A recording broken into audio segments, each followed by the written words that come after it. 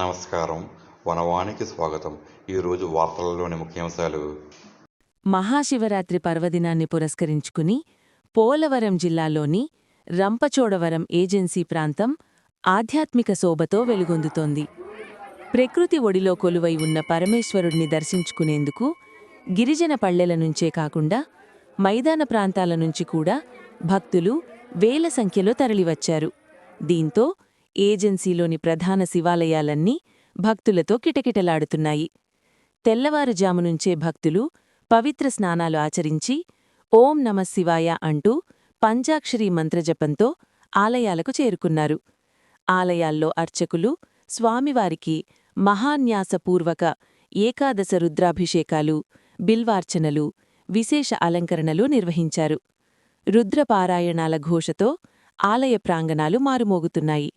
భక్తులు భక్తి శ్రద్ధలతో జాగరణలు చేస్తూ శివయ్య కృప కోసం ప్రార్థిస్తున్నారు. దూర ప్రాంతాల నుంచి వచ్చే భక్తుల సౌకర్యార్థం ఆలయ కమిటీలు మరియు పలు స్వచ్ఛంద సంస్థలు భారీ ఎత్తున అన్నదాన కార్యక్రమాలు చేపట్టాయి. ఉపవాస దీక్షలో ఉన్న భక్తులకు పాలు, పండ్లు, అల్పాహారం వంటి ప్రసాదాలను పంపిణీ చేస్తున్నారు. భక్తుల రద్దీ దృష్ట్యా ఎటువంటి అవాంఛనీయ సంఘటనలు జరగకుండా పోలీసులు కట్టుదిట్టమైన భద్రతా ఏర్పాట్లు చేశారు. రంపచోడవరం ఏజెన్సీలోని ఘాట్ రోడ్లు, ఆలయ పరిసరాల్లో ట్రాఫిక్ సమస్యలు తలెత్తకుండా ప్రత్యేక చర్యలు తీసుకున్నారు. క్యూలైన్లలో భక్తులు ఇబ్బంది పడకుండా మహిళలకు, వృద్ధులకు ప్రత్యేక దర్శన ఏర్పాట్లు చేసినట్లు పోలీస్ అధికారులు తెలిపారు.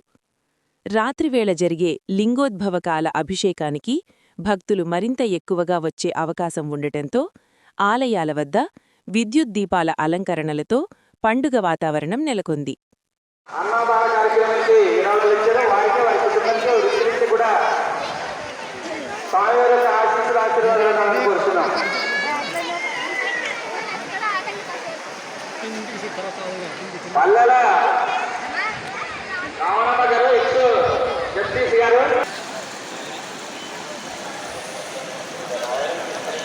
ఇంకో కౌంటర్ ఉందంటే నువ్వు రాస్తావా గౌతమ్?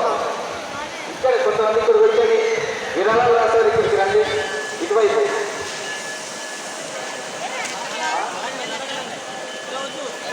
పూజారి సిన్నబ్బయ్య గారు, అంతర్గత వాస్తవ్యులు 200 అన్నదాన కార్యక్రమానికి విరాళాలు రాస్తారు. వారికి వారి కుటుంబానికి స్వామివారి యొక్క ఆశీర్వాదాలు ఉండాలని కోరుతున్నాం. 300